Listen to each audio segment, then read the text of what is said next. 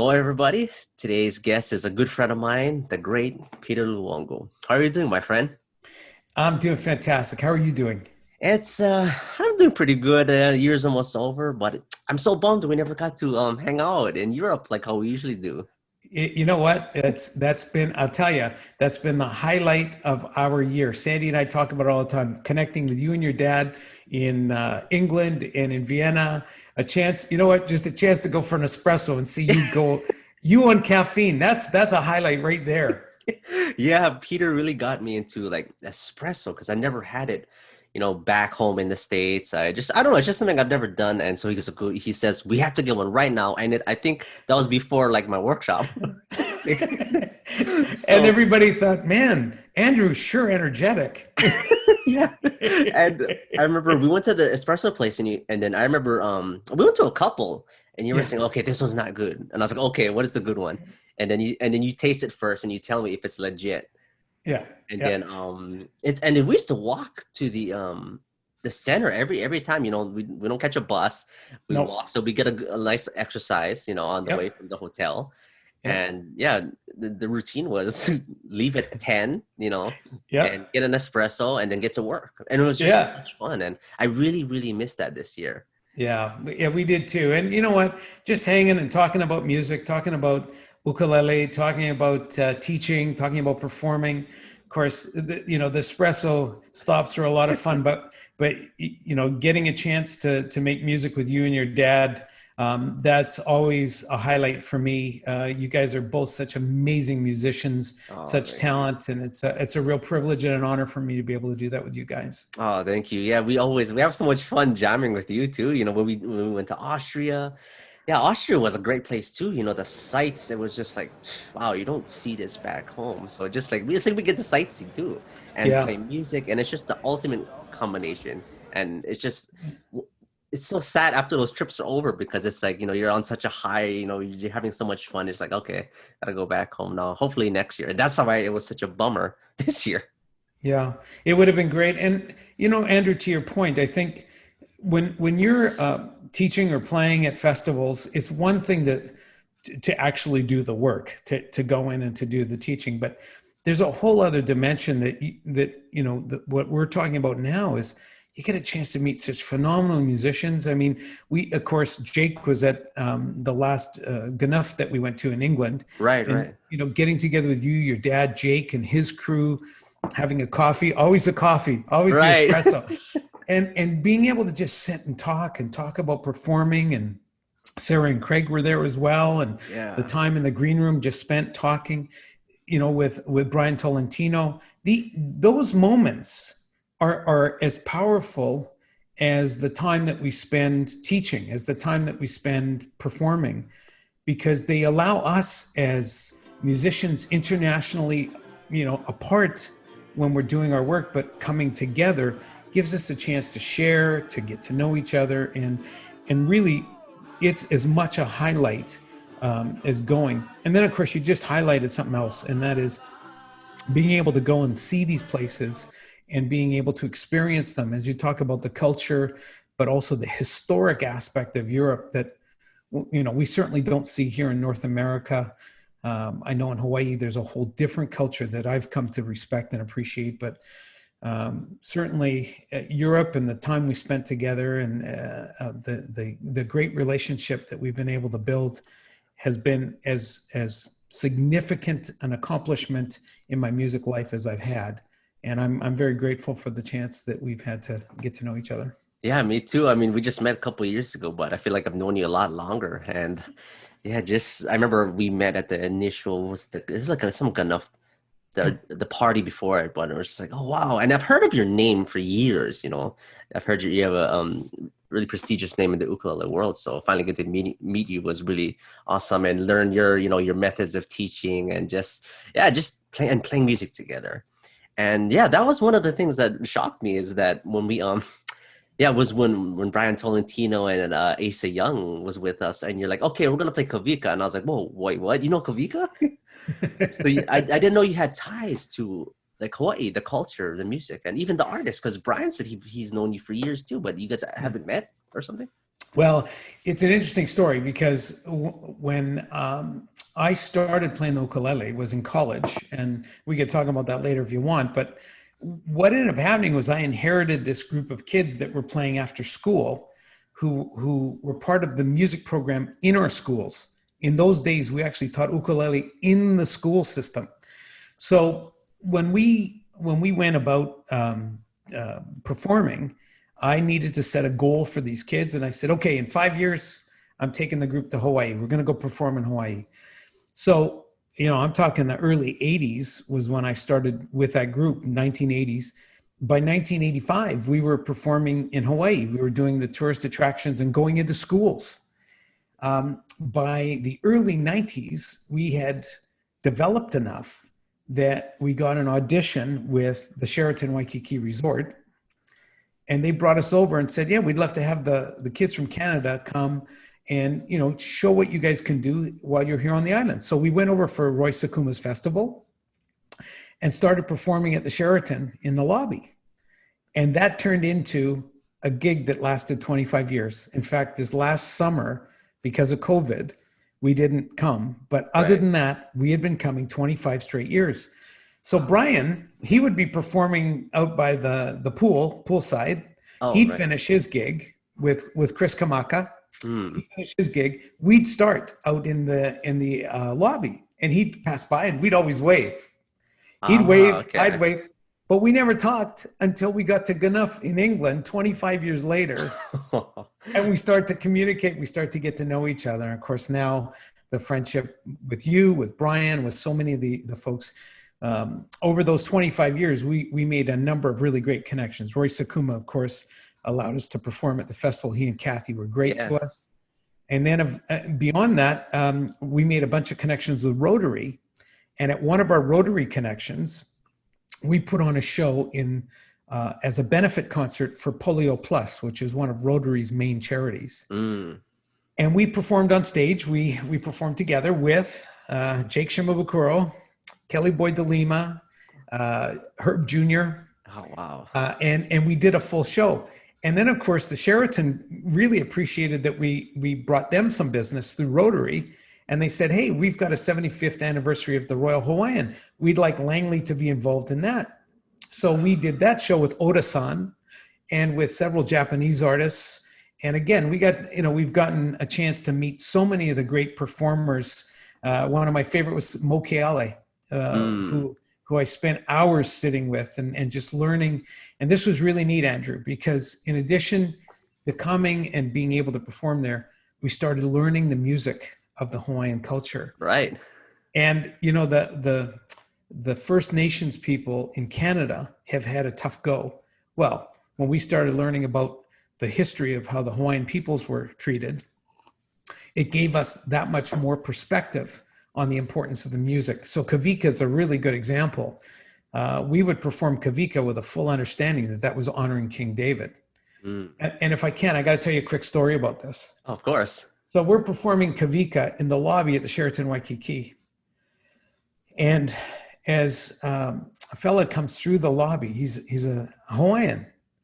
And he comes up to me after he goes, where'd you learn to do that? And I said, well, we have friends here on the island, and I obviously have a passion for the Hawaiian music, and I've taught it to my students, and there's now a real connection to the Hawaiian culture.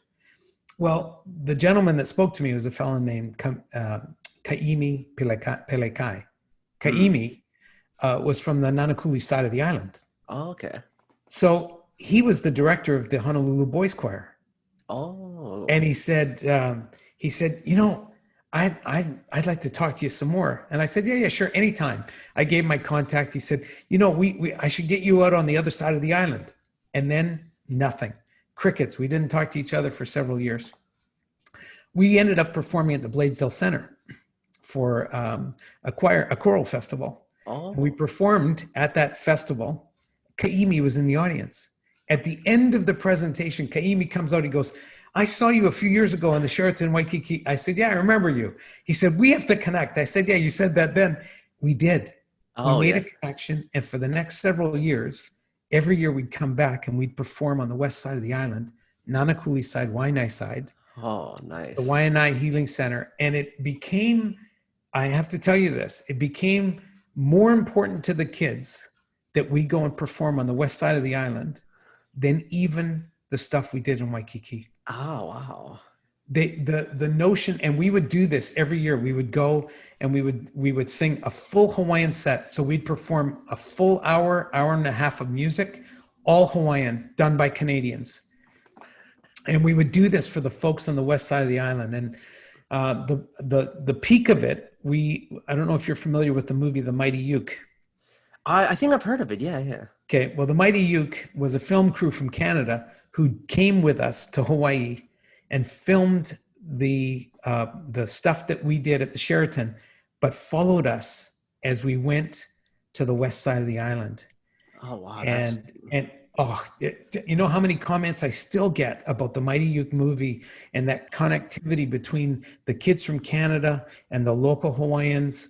And I mean, we went back to the hotel room. We had Byron Yasui came up and met with us. We were really fortunate that we had Kaimi came up and taught us a new song and taught us the lyric in Hawaiian. It just, you know what, the connection to Hawaii. I mean, you are an example. You and your dad are an example of how this happens. It's just through the ukulele. Right. The two cultures have come together so powerfully, and our kids' lives were changed forever.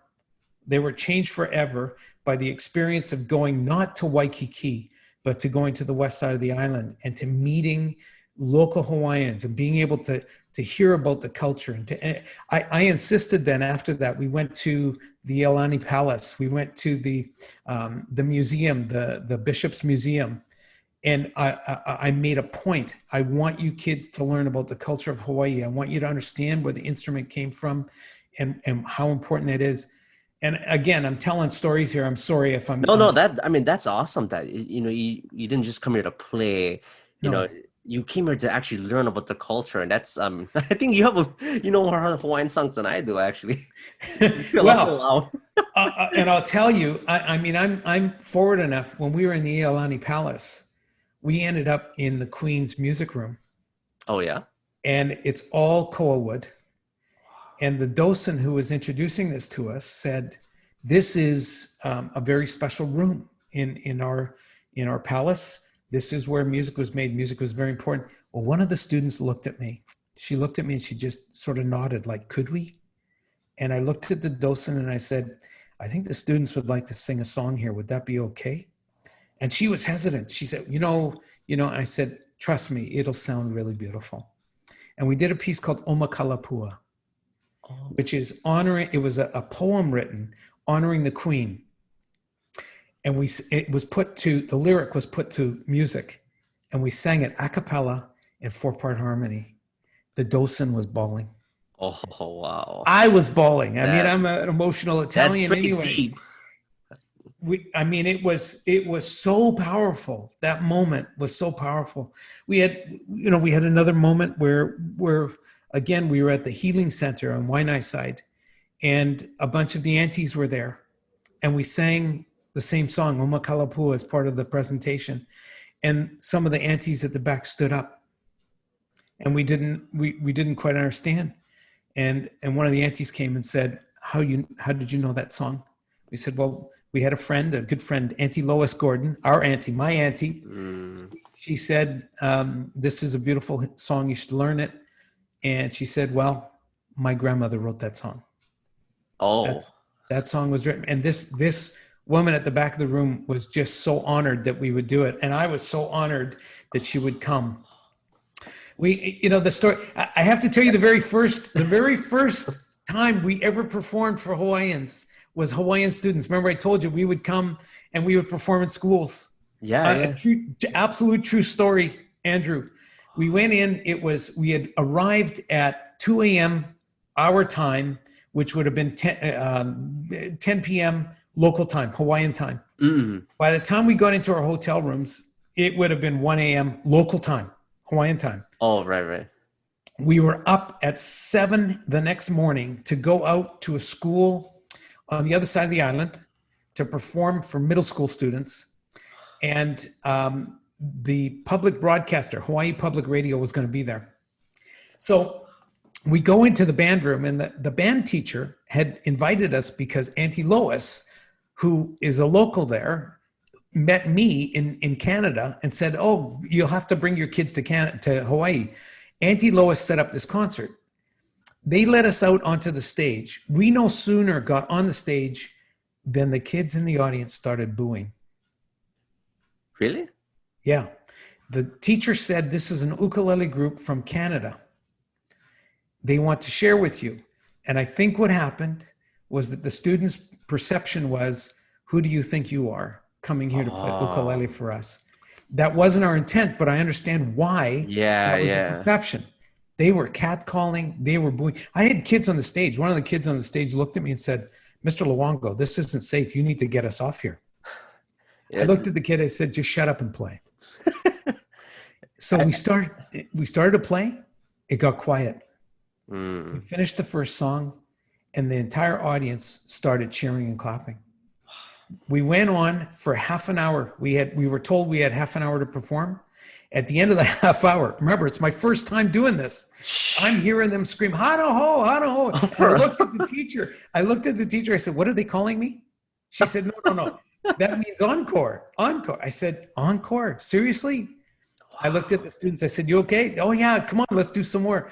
So we went ahead and we did some more. And at the end of it, as the students were leaving the stage, going back to the bus, back to the school bus that took us out there, all the students from the school formed a nice line on either side and were thanking our kids and giving them high fives and just saying how much they appreciated the visit and how much they appreciated the music. See, they realized we weren't there to dishonor the music or to say we're somehow better. The opposite. We were saying we're just here to share because we've adopted your instrument as the way that we want to learn, and we appreciate so much that you're giving us the chance to do this. When the kids got back on the bus, I told the bus driver to turn off the engine so that I could speak to the kids. And I said to them, and remember, these kids are anywhere from 12 years of age to 16 years of age, high school, elementary, middle school. I said to the students, "Don't ever forget what you just did.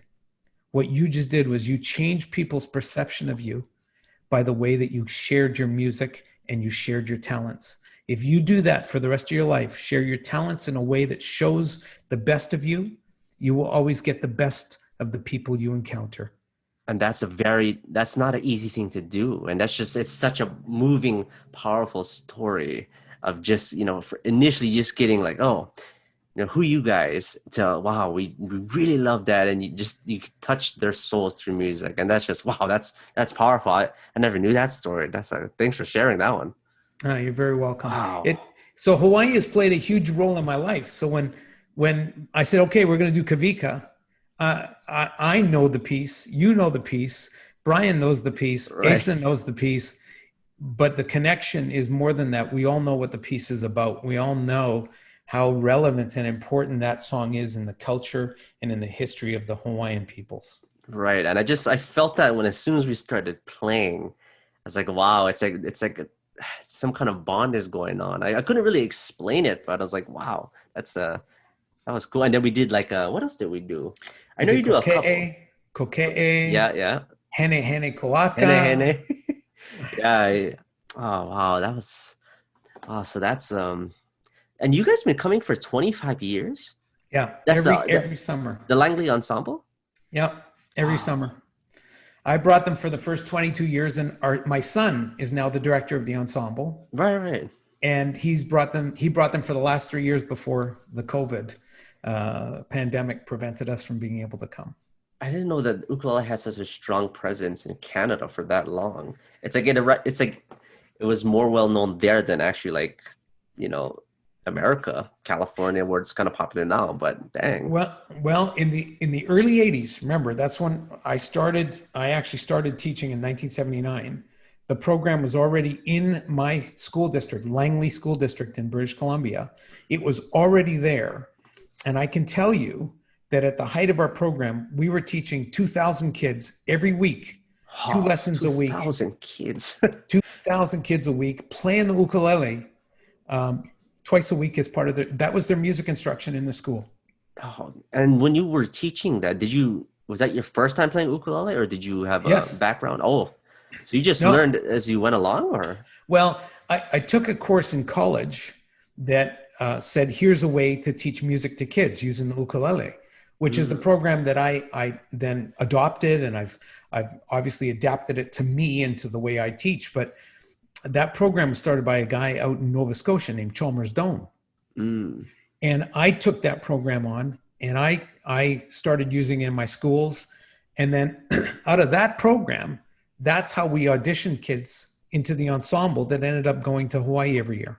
Right, because you have different levels, right? I remember you Yeah. said you start at a certain level and you kind of like so it's kind of like a reward, you know, if you get into that top tier, you can go to and do the Waikiki Group. event. Yeah. So the youngest group is we have a so we continue. It's still going. This is our 40th year. This is the 40th year that I've been Wow. involved with teaching kids in Langley. The youngest group is a learning group. We pull them in and we teach them start to finish. And I'll share some of that with you in a second. But ultimately, the top group is mostly high school kids. Mm. And in fact, even we've had the odd student that stayed into first year college. If they were going to become teachers, I invited them to stay so that they could pick up and I could include them and teach them to teach. Ah. And so those kids became the top group. That program ultimately is still in place right now, but it's right now we're down to only about 100 kids a year that we work with in those four groups. Yeah, like when I that's the group you brought last year, right? The group that was in I'm trying to think, to NAM, the group that my son brought to NAM, Oh, that's the right, Cam top group. too. Yep, that's the top group, and they're continuing to perform. I don't know if you can see over my shoulder here, beside the Beatles. Those are all the recordings that we did during my time Oh, as wow. a director. So we produced 13 recordings over the time that I was the director, and we've got a position where we've done as many as 80 concerts a year. And remember, these are all kids. These are Yeah. all students. Yeah. And wow, yeah, I had the honor of seeing them. Was it last 2019? You invited us to the Sheraton because we wanted to hang Yes. out. And Yes. Yes. I was really blown away of just how everyone's part is just perfectly placed, and the musicianship was like, wow, the variety. It's just like I'm still kind of speechless. It's amazing what those kids can do. Yeah. I tell you, I kept pushing the boundaries of it. And we used to do leadership seminars. So I'd take a group and we'd present in front of 700 business leaders. And our shtick was I'd first talk about leadership and about the components of leadership that I believe are critical. Remember, I spent 30 years as a school principal, so Right. leadership was top of mind. And I'd say, look, I'm going to prove to you the nature of leadership. And what I'm going to do is I'm going to show you leadership as I teach the students a song that they don't know. I'm going to teach it to them in front of you in 10 minutes. In 10 minutes, they're going to perform it for you. It's going to have 4-part singing harmony, 4-part instrumental break, a solo break in the middle.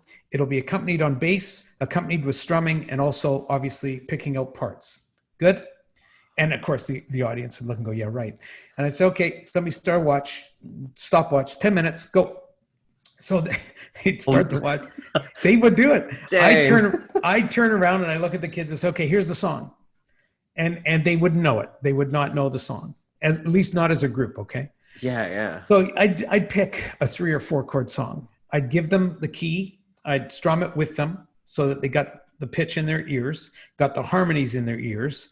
I'd sing it to them, have them sing it back, and then I'd say, okay, work out your harmonies. And based on the chord form, and again, I got to show you this to do it. This is a Canadian tuned instrument, okay? Oh This yeah. is So where was the origins of the Canadian tuning? England. In Oh, England, it was tuned to a D6 chord with a high A. So the A, which is down the octave, okay, would be reentrant with a high A. D, F sharp, and B. mm. So when I do it, so, I mean, we're not talking rocket science here. We're talking pretty straightforward. Right. And I'd say to them, okay, work out your harmonies. And they would work out their harmonies based on the 4 strings. Whatever the strings would do, they would sing. And then they would understand enough to know that, okay, if there's a passing tone or a passage, I should follow that passage along. So the girls would work out an alto part, soprano part, or second soprano part. The guys would work out a bass part and a tenor part. I'd say, okay, you got your parts? Good. Play what you just sang. And they would play it. They literally would play it. Say, okay, good. I'd look at one kid, I go, you got the solo. And then I'd turn around and I'd say, okay, ladies and gentlemen, how many minutes have we got left? Somebody would say, oh, you got 3 minutes. I go, okay, let's do one quick run through. So we'd run it through so that they would all have the form of the piece. I'd look at the bass player and say, here's what you're going to do to get us in. And the bass player would do a little run. I say, here's the ending. We're going to do it with a retardando, big chord on the end. And I want you two to sing the major 7. Got it? Good. Ladies and gentlemen, this is our premiere performance of, and I mean, I was picking songs. You might not even know these people. Oh, the Games People Play Now by Joe South. And somebody would say, the first question was always, hey, kids, you, director, don't answer. Hey, kids, did you know this song before? And the kids would look and go, the Games People Play Now? Like, really? Do you think we would be listening to that? Like, really?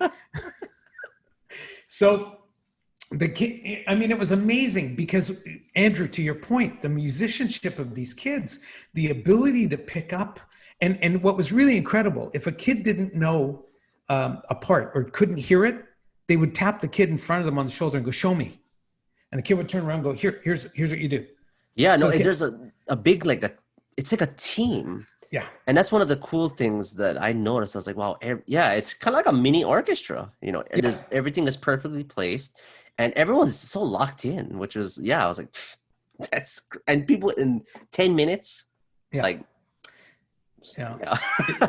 really, I mean, again, this is, I've already said to you, the relationship that we've formed with you and Jay is what the ukulele does. It gives the connection people to people. Well, in the case of teaching kids, and I say this from my heart, I don't teach ukulele, I teach kids. I don't teach ukulele, I teach adults. That's an interesting statement. Right? So what I'm actually doing is using the ukulele as a vehicle to have all kinds of skills taught. In the case of kids, I'm trying to teach them to be leaders. I'm trying to teach them to be independent thinkers. I'm trying to teach them to be good members of a team. Those are all concepts that this instrument allows me to use as a vehicle to bring about that learning. And obviously, the thing that binds us, the thing that keeps us connected is the actual music. Right. That is... 25 years and all that experience. That's definitely something to be proud of. Congratulations. 40 years, yeah? Wow. 40 years, yeah. How is Paul liking taking the reins? You know what? He's great. Paul is, in my view, an amazing musician. And I've been blessed. Paul, his brother, Mark, so our 2 sons, we're both the ensemble. Mark is an incredible bass player, an incredible musician. He's songwriting and producing and teaching now. Paul, the younger son, is a concert level violinist and just tremendous talent. His sister, his oldest sister, is actually a great vocalist. So all of those kids were involved in the ensemble with me, my own kids. That must be special. You know what? You have no idea the experiences we had. Our youngest daughter we have 4 kids. Our youngest daughter never got involved. And we finally forgave her a year ago. She became a doctor, a medical doctor. And we said, okay, you're forgiven now. It's okay. But honestly, some great musicians. I mean, James Hill is well known in the ukulele community. He's a I was actually just going to ask, how was that teaching James Hill? Was it did you see potential when he was a student of yours? Absolutely. And I'll tell you a great story about James. So James was one of the youngest students that we ever had. he was 10 when I took him into the ensemble. And the first year we went to Hawaii, at that time, Perry and Price, the Perry and Price show, Right. was being done up in the Hano Hano room on the 30th floor of the Sheraton Waikiki. And we would go up and we would perform on the Perry and Price show every year when we would get there. And James, first year, he was there and he was enjoying the buffet breakfast. And then it was time to go and perform. So James, he got up there and he performed. At the end of the concert, he came over to me and said, "Mr. Luongo, I did it." I said, "James, what did you do?" "I just had a perfect concert. I didn't make any mistakes."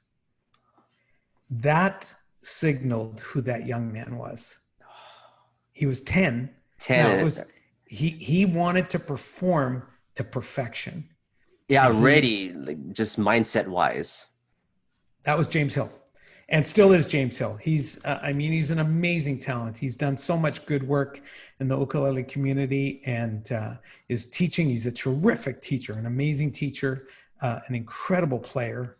Yeah, no doubt. I remember seeing him. I remember, I think it was when YouTube first started, like, and I had never heard of him before. And I remember when I came across his videos, I was like, "Whoa, who's this guy?" Yeah. And then he just started posting videos, and now he's definitely a legend in the ukulele world. Yeah. We had the Honolulu Star Bulletin referred to him as one of the icons of ukulele, and referred to Langley as the nexus of ukulele outside of Waikiki. That's nice. Wow. Yeah. Well, and I know you're on Maui, but it's quite something when you have an acknowledgement like that from the Hawaiian people. And James really was a bit of a trailblazer. You hear folks still playing Super Mario. Right. He was the first. I remember that. Right? You hear people doing Billie Jean. He was the first. Yeah, definitely. He's definitely one of the pioneers, especially with his famous drum beat technique. Yes. Did you teach him the chopstick? Not a chance. Not a chance. People say to me, "Oh, you were James's teacher. That's why he's so good." And I'll say, no, James is good because of James. He, that attitude. He was always creative. If I did anything, I gave him a notion of excelling and always striving to learn and to be better. If I modeled good teaching for him that he's then adopted, those contributions I hope I could have made to his life. But his musical talents and the gifts that he brings to the table and his development of his talent, that's all James. That's not Peter Luongo or anybody else. Maybe a little bit of genetics. We'll give his mom and dad some credit. But you definitely helped shape him in the beginning, though, I think, and good influences. I hope so. Yeah, he's definitely one of a kind, and he's always a pleasure to watch. And his style is just—I remember it's so different now than it was when I first saw him. When he was doing like Super Mario, and he did like Flight of the Bumblebee, I think he was doing. Yeah, that was my challenge to him. I said, "Oh, James, really? Yeah, you want to do something really cool? Learn Flight of the Bumblebee." Yeah, it was, and he did it. He came back to me. In those days, he came back to me with a CD disc. He said, "Here it is." Oh. I said, "What is it?" He said, "Flight of the Bumblebee." That was the challenge. There it is. Oh, that's just like, wow. Yeah. And you know what? That's, I talked about our son Paul and our son Mark, our daughter Lisa. I've had the pleasure of teaching a lot of really great musicians, a lot of really great players. They came with talent, and if what I could do was help them to realize that talent, like I've got former students who pursued opera. Oh, they went and studied opera at college level and pursued careers in opera. That's a tribute to their recognizing a passion within them for music. And if I led them there and challenged them to do something beyond what they believed was typical, then I did my job as a teacher. Wow. We have this misconception that the teacher somehow imparts all this stuff on it. It's not. I've heard you play, my friend. You are an amazing player, And you know who gets credit for you being that good? You do, Andrew. And I'm saying that to you humbly because I know you're humble about it too. Yeah, your mom and dad get credit for the genetics because I know your dad's an amazing musician. But you hone that craft. You spend the time developing the ability to play. And that's what makes you a special player. That's what gains you the rave reviews whenever you play in Europe, whenever you play on stage in Hawaii, when you do a new recording and you put it online. The comments you're getting back are a tribute to you and your willingness to push yourself to be better all the time. So good on you. Thank you, thank you. And I think it comes back to like what you were saying about, James Hill. It's you can learn so much, but it's the desire and it's the drive of the individual that brings you to all the places. And look, I mean, you taught music. These people are musicians, even though like originally it was ukulele, right? With the opera singers. Yep. And that could be just a tribute to your method, to your awesome, just your teaching. But they're not just ukulele players. They learned music. And that's just that's so powerful. And just thanks for all these stories. I never knew them before. Well, I got a million of them. That's good. 40 years. 40 Gotta have years a part two. Yeah. Part two. Okay. All right. Yeah. No, it's good. It's good. I'm loving still being able to teach. I'm loving still being able to connect with learners. I mean, online now, as you know, is very different. Yeah, it's like it's kind of the supplement until hopefully, like we said, hopefully next year we can finally go somewhere. I'm getting like tired of being here. So I would love to go, but I remember was it last year? I think it was the second year we went to Good Enough. It was the first time I sat in on your workshop, and I was like, because I wanted to see, if you haven't, you have to go to Peter Luongo's workshop. It's one of a kind, and you get results for sure. And I love your method of just like, okay, we're gonna dive into deep water here, and if you can, and you have to keep afloat. And I love that pace you set, and what you get them to do in 2 workshops. It was you teach 2 workshops, right? Not all the time, but that was what Mary and Gnuff wanted me to do. And so you're right, Andrew. I took a group of people that had played before, and the goal was that they would perform on stage after 2 sessions with me. And to your point, there's a sequence of things that I needed to do to make sure that they understood, that I understood, first of all, what their capacity was, what their capabilities were. Right. And then once I had a handle on who they were as players, I then pushed them towards being able to learn to be able to perform the pieces on stage. And to your point, they were pushed to gain skills and talents and abilities right there within those 2 sessions. But you know what? Again, all I did was pull it out. I mean, it still blows my mind. It's like, I mean, just I think you break them up into 4 sections. Like you're singing the harmony, you're singing the melody, and just and then you get them to apply themselves. I think what I'm trying to say.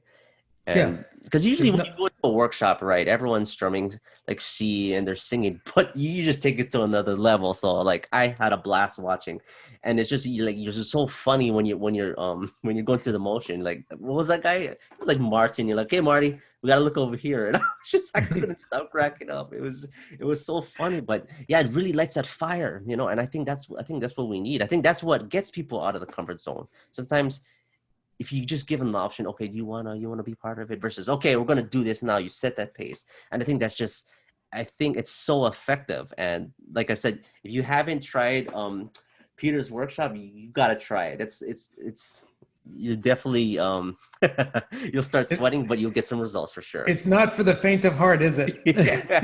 And you had like what was it, 10 people usually, or does it matter? In the group, I think the group that was double was 2 sessions. I think it was almost 20 people. And no, I'm fine. Listen, I'm doing an online workshop once a month now with 50 people. Oh, wow. And I've got groups in Reno, a group of 18 in Reno, a group of 20 in Vancouver that I meet online every month. Oh, nice. And then the ultimate ukulele workshop that I'm doing. I'm literally doing it with folks right across America and Canada. Nice. So it's really quite cool. Um, I think at the end of the day, what we always try to do is we try to make sure that we've got um, enough people there that have a mass group that want to be fully engaged and are willing and open to that full engagement. And then, quite frankly, I try to push them so that they're in a position where they know what I'm going to do with them is going to push them out of a comfort zone, but where it will allow them to learn and to Yeah. be better. Right. And it's very effective, even though it could be intimidating, like you're signing the sheet, okay, I'm going to be part of your workshop. But yeah, it's the first time I've ever seen anything like it. And I was like, I was talking to Sandy. I was like, wow, this is just so cool. And just seeing, I think I joined the first class, and then they're still getting the grasp. And then if you hear something off, you're like, oh, you're flat. Just that people aren't usually used to that, just straight up bluntness. But I think it's very effective. And just seeing that first class and then seeing them perform on stage, which is pretty crazy. Think about it. I mean, it was like they improved, and it's just setting that pace, I think.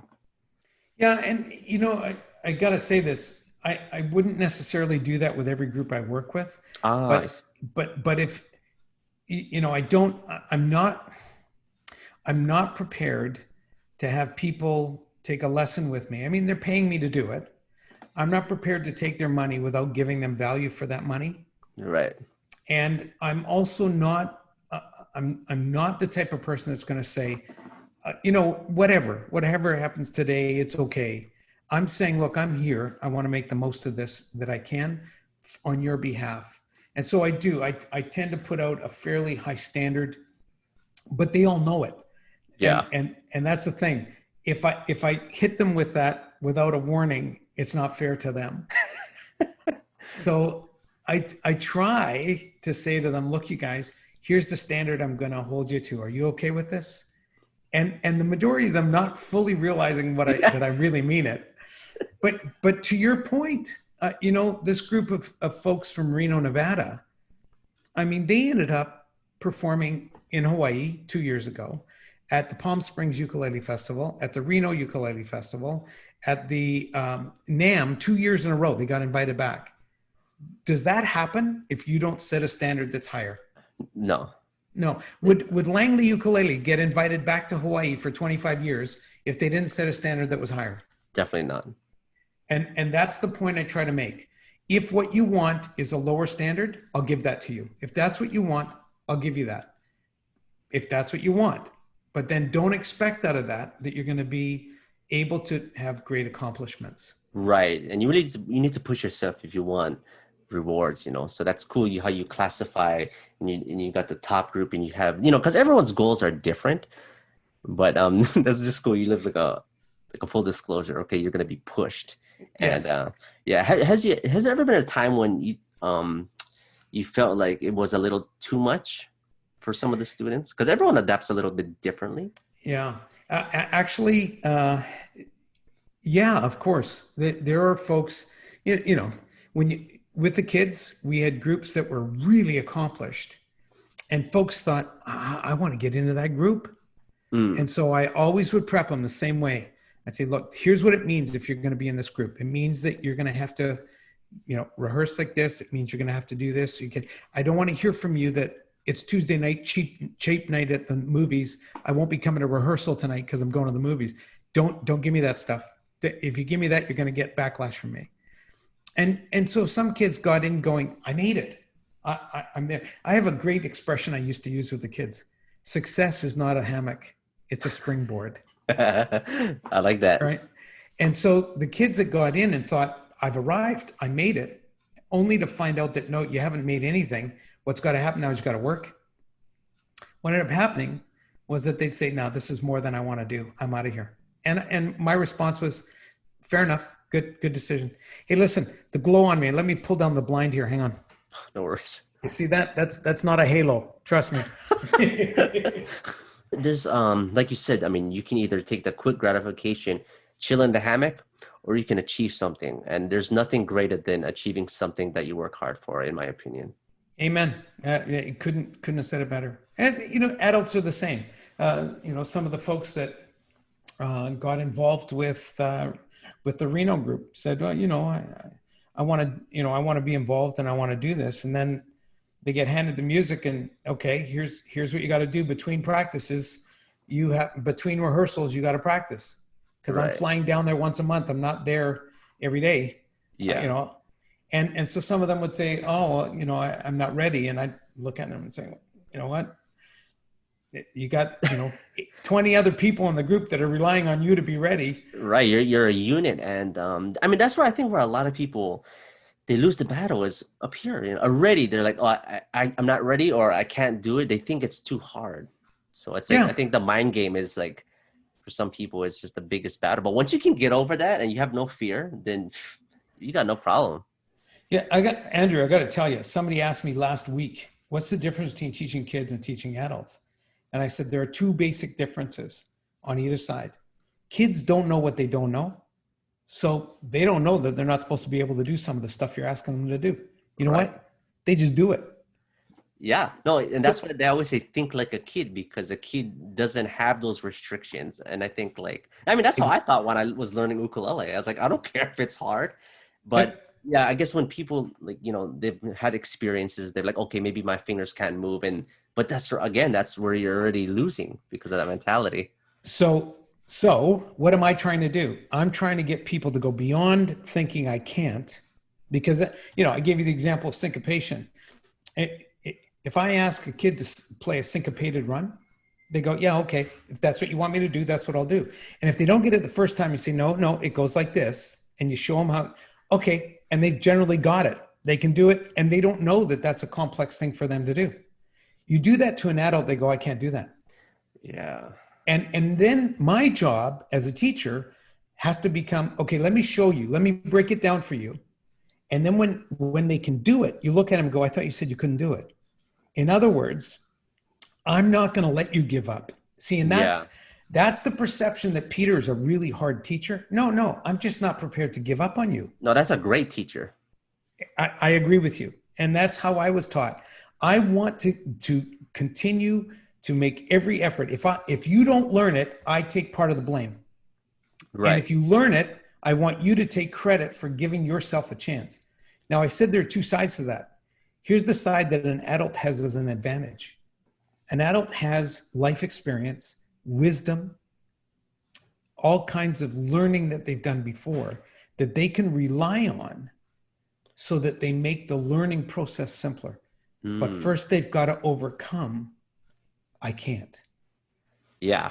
So if I don't give them the nudge, if I don't encourage them, and I'm going to use that word purposely, if I don't encourage them, then I'm not giving them a half decent shot at being successful.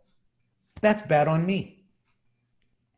If I can lead them to that place, sorry about that. If I can lead them to that place, then I'm going to put them in a place where they are that much more able to have confidence in their own ability, and then they can kick in with that wisdom and Yeah. with that previous life experience that kids don't have. Right. Yeah, there's definitely pros and cons, but yeah, I love that mentality you have, as a teacher, as an educator. And yeah, I mean, results speak for themselves. I'd like to think so. Oh, I'd like to think definitely. so. I mean, I love what you do. It's so incredible to see. Thank you, Yeah. Andrew. Yeah. So I know you got to head out soon, but I just wanted to know what do you have coming up? What you've been working Well, on.